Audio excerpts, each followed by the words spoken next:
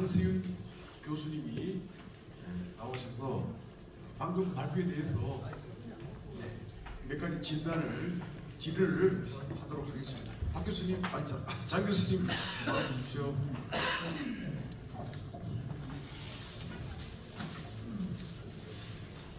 네, 여러분 박수로 환영해 주십시오.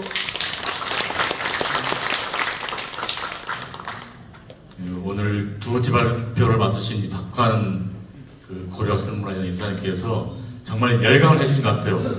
제가 알기로는 퇴직을 작년 8월 하셨죠? 그러니까 나이가 이제 66세가 되셨는데 정말 열광을 해주셔서 정말 잘 들었습니다. 목소리가 정말 그 젊은 목소리가 쩌렁쩌렁하신 것 같아요. 잘 들었습니다. 하여간 저는 사실은 오늘 학술대회가 원래는 학술 강연대회를 표방했지 않습니까? 그러니까 사실은 강연대회인데 토론까지 붙여가지고 토론을 하라 그래서 사실은 강연대회인데 너무 어려운 얘기를 한 것이 아닌가 이런 생각도 듭니다. 또 제가 또 외람되게도 발표 자료 80페이지부터 90페이지까지 좀 장황하게 적어놔서 핵심만을 간단히 말씀드릴 것 같습니다.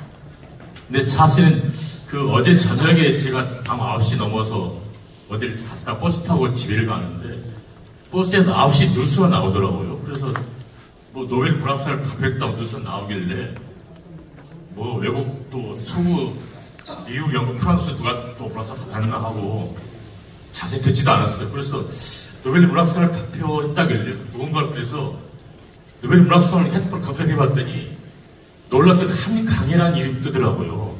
그래서 아니 한강은 저도 이제 책도 여러 개 읽어봤고 꽤나 알려진 여러 소설가인데 한강이라는 건 여태 노벨 문학상을 받았어? 도저히 믿어지지 않더라고요. 그래서 뒤에 집에 와서 또 막 찾아보니까 정말 노벨 문학상 최초로 받았다고 난리 났더라고요. 아시아에서는 여성 최초로 받았고 아시아 작가로는 5번째로 그러더라고요. 아니, 어쨌든 여성으로 최초라고 그래요. 근데 제가 볼 때는 한강이라는 작가가 노벨 문학상 받은 것은 아무래도 최근에 한국의 발전된 그런 위상, 그리고 최근에 소위 K컬처라고 하는 그런 분위기도 있었고 여러 가지가 있을 것 같기도 한데 제가 볼 때는 이 한강 노벨 문학상 수상 배출은 아무래도 그래도 한국 역사와 문화라고 하는 그런 전통이 그래도 작가 작품에 녹아 있기 때문에 아무래도 상을 받지 않았을까 제 나름대로 생각을 해봤는데 오늘 김동삼 선생님 주박설 강연대회도 역시 우리 역사에서 어떻게 가장 중요한 역사라고 할 수가 있는 독립운동사 그 중에서도 있던 김동삼 선생님의 활동과 관련된 10년, 20년대에 관련된 활동 답변을 들으면서 그 활동에 대한 여러 가지 생각을 해보게 되는데 그런 첫 번째, 두 번째 발표를 들으면서 왜 그랬을까라고 하는 그런 생각을 해봅니다. 근데 사실 안타깝게도 한주도 선생님도 그렇고 박환 선생님도 얘기를 했습니다만은 기록이 이제 충분치 않기 때문에 잘 연결이 안 되는 부분이 많아요. 기록은 단편적으로 있는데 중간중간 많이 끊어져 있는 것이죠. 그러니까 중간중간 끊어진 부분을 연결시켜 보면서 왜 그랬을까? 그 당시 상황은 왜 그랬을까? 왜 이렇게 게임을 했을까? 그리고 아까 첫 번째 토론에서 강민정 교수께서 공간을 좀 많이 따져봐야 된다 얘기했는데 이 만주라는 공간은 굉장히 넓기도 하고 정말 우리가 찾아보기 어렵고 지금은 또 중국 당국이 통제를 해가지고 현장을 찾아가기도 어렵습니다. 그래서 참 연구하기 어려운데 오늘 두 번째 발표하신 박환 교수께서 정말 자료 없는 상황에서 정말 열광해 주셨고 저도 정말 졸다가도 버쩍 뛰더라고요. 그래서 정말 많이 배웠는데 저는 발표 자료집에는 한 4개까지 적어놨는데 상당히 비록 강연에 표현을 하긴 했지만 정말 따져보고 싶은 이야기가 너무나 많은데 정말 한정된 시간이라 자세히 할 수 없을 것 같고요. 나중에 김윤 과장님 사회로 토론을 진행할 때 좀 더 심층적 얘기가 아마 났으면 합니다. 그래서 우선 드리고 싶은 말씀은 첫째는 김동삼 선생께서 원래는 임시정부에 대한 입장이 상당히 비판적이셨어요. 원래는 1919년 4월 상해에서 임시정부 수립이 될 때 초창기 임시규정 멤버로 참가하셨거든요. 그런데 얼마 안 돼서 그냥 만주로 돌아오셨거든요. 그리고 만주에서 아까 박환 선생님 발표했다시피 대한통운고 대한통일을 정립을 이렇게 활동하시면서 상해의 임시정부가 충분히 제약을 하지 못하고 있다. 이렇게 상당히 비판적인 입장이었고, 그렇기 때문에 오히려 이 만주 지역에는 많은 한인 교민들이 있기 때문에 오히려 임시정부 하지 못하는 그러한 실질적인 통치 기능이라든지 국내의 각권 이점 활용해서 오히려 정부와 각권 그런 기능을 수행할 수 있다. 이 생각을 하면서 임시정부 대조를 주장하셨어요. 그래서 이제 아까 말씀하신 상해에서 열린 국민대표회의 때도 임시정부를 부정하기보다는 더 잘 되기 위해서 개조를 해야 되겠다고 개조파라고 입장을 취하셨거든요. 그런데 만주로 돌아가신 다음에는 임시정부에 대한 비판적 입장을 유지하면서 더 적극적으로 정의부라고 하는 통합 조직을 만들게 됐는데, 그렇다면은 그 당시 23년 4월 5년경에 김동삼 선생이 임시정부에 대한 입장은 어땠을까? 물론 대략적인 흐름을 알 수가 있습니다. 그런데 이상용 선생과는 거의 이상용 선생이 거의 후견인 내지 요즘 말로 멘토같이 이상용 선생이 시키는 대로, 때로는 다른 얘기도 합니다만은 이상용 선생이 멘토로 거의 같이 갔다 오거든요. 그래서 이제 이상용 선생도 아시는 바와 같이 임시정부 국무령으로 가셨다가 한 5, 6개월 만에 돌아오시고 말죠. 아무래도 상해에서 안 될 때서 만주로 돌아와서 만주에서야 진짜 한인 교민 조직으로 제대로 활동할 수 있을 것 같다. 돌아오고 마는데, 이때 이제 문제, 임시정부에 대한 입장이 어땠을까. 근데 박환 선생님 흥미롭게도 오늘 발표문에서 상당히 임시정부와는 다른 좀 조직을 구성하거나 운영하려고 했을지 모른다. 이런 입장을 밝히셨거든요. 그렇다면 임시정부 대조파 입장에 나아가서 임시정부를 한번 뒤집어보자는 그 입장이었는가. 제2정부 조직을 구성했을 것인가 한번 생각을 여쭤보고 있습니다. 그리고 두 번째로는 자유참변에 관해서 아까 박환 선생님께서도, 원래 박환 선생님께서 러시아 에너지적 전공이기 때문에 훨씬 자유참변이나 그쪽 에너지적인 저보다 더 잘 아시는데, 과거 이제 최근에 한국 학계 동향을 보려면은 사실은 조금 우리가 잘 보지 못하는 게 있지 않나 이렇게 생각합니다. 그것은 뭐냐면, 소위 1920년 6월에 있던 자유참변이라고 하는 것은 독립군 내부의 어떤 갈등과 대립으로 인한 사건으로 이렇게 이식한 장이 많아요.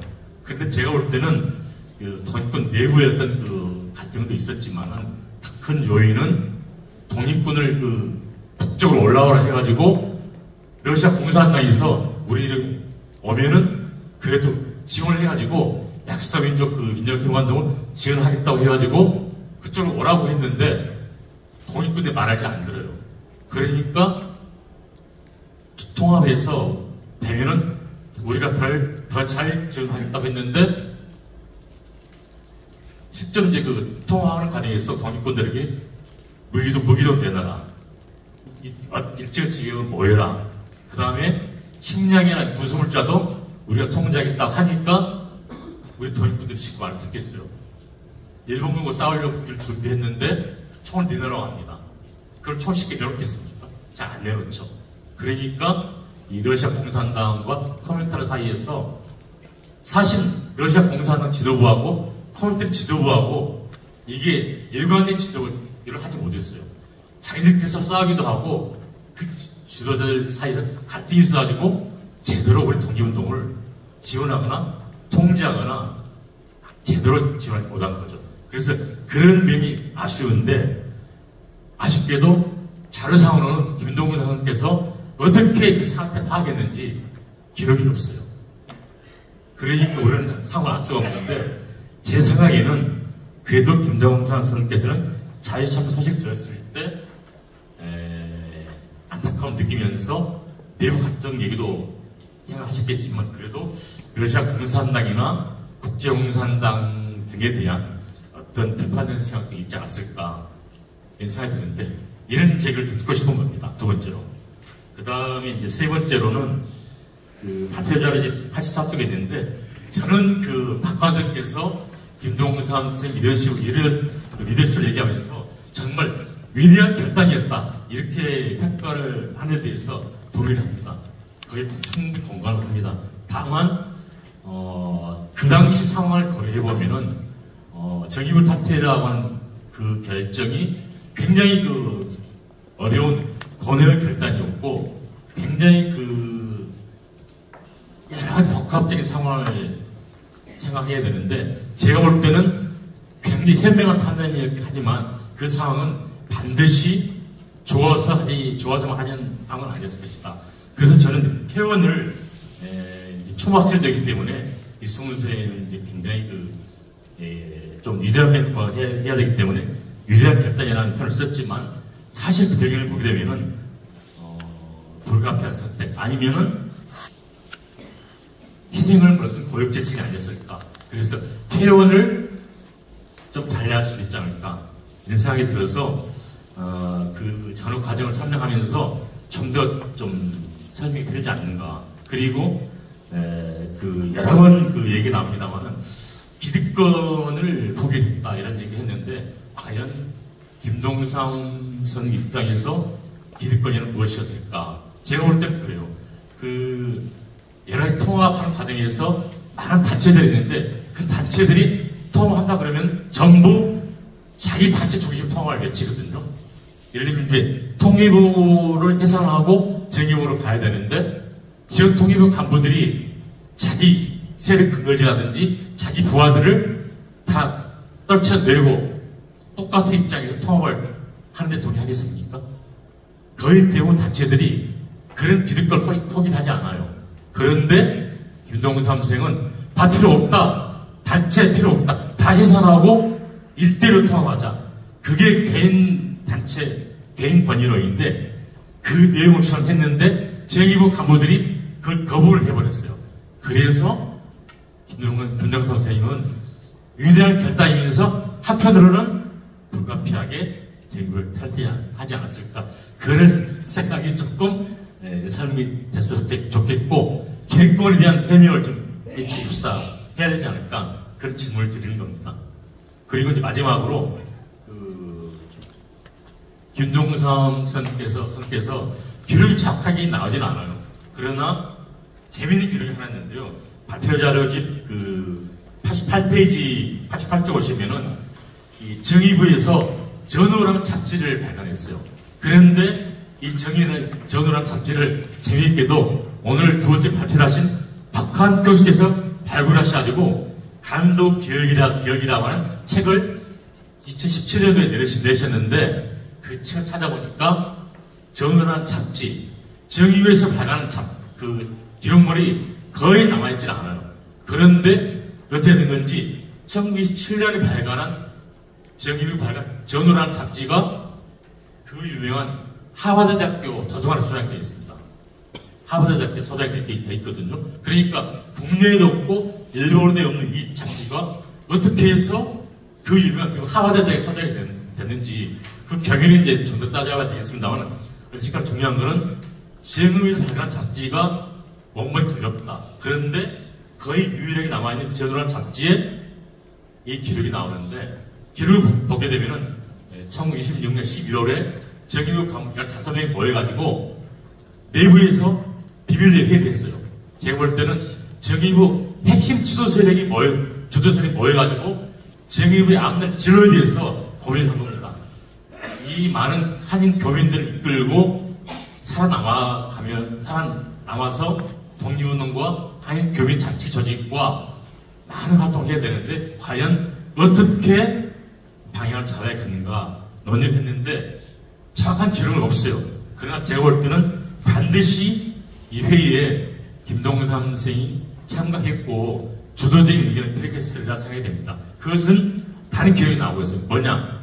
김응섭이라고 하는 아까 박광 선생님 얘기하셨죠. 안동 그 풍산김씨 어미동에 김응섭이라는 분이 이 이상정 선생님과 김동삼 선생님과 김경식, 김장식 선생님들과 같이 어울려서 활동 많이 하게 되는데 이분이 법률가 출신인데도 생각이 좀 좌파적인 생각이 있어가지고 사회운동을 많이 걸어요. 그러면서 민족주의 계열과 사회주의 계열을 합쳐서 좀 같이 해보자 운동 추진하게 되는데 그래서 이분이 만든 당이 한정노동당이라고 만드는데 한정노동당은 석주 이상용 선생님도 굉장히 깊이 개입을 해요. 거의 후원하다시피 해서 한정노동당을 만들고 그 뒤에 또 안동 사람들이 추출이 돼가지고 안동 뭐 경북 사람들이 추출이 돼가지고 재만동 총동맹 만드는데 거기에도 이 김응섭, 김동삼, 뭐 김장식, 안동 경북 사람들이 많아요. 이런 흐름들이 있는데 26년 12월에 정의부 간부대 모여서 비밀리에 회의를 하게 했는데 그때 보면은 진로는 저는 그 자료집 그 88점이 나오는 그 강령 1번, 가로 1번 나오죠. 일본의 자본 제국주의를 박멸하고 사회민주 국가를 건설하기로 함. 저는 그 여러 가지 많은 자료를 봤지만 사회민주 국가를 건설하기로 한다는 구절은 이 문장에서 유일하게 확인했습니다. 그러니까 민주주의, 민족주의, 자본주의, 사회주의 여러 얘기 나오는데 우리 독립운동 세력 사이에서 사회민주 국가를 만든다고 하는 그걸 지향한다고 하는 기록은 이 기록이 유일한데 이때 저는 김응섭, 김동삼 선생이 이 회의에 참가를 했고 분명히 이런 결정에 중요한 결정이었을 것이다 보고 있습니다. 그런데 이런 문서가 있는데 그렇다면은 김동삼 선생은 좌우통합을 앞장서셨는데 과연 어떤 상황이었을까 이걸 박관 교수 여쭤보고 싶은 겁니다. 벌써 15분 넘어서 마치겠습니다. 감사합니다.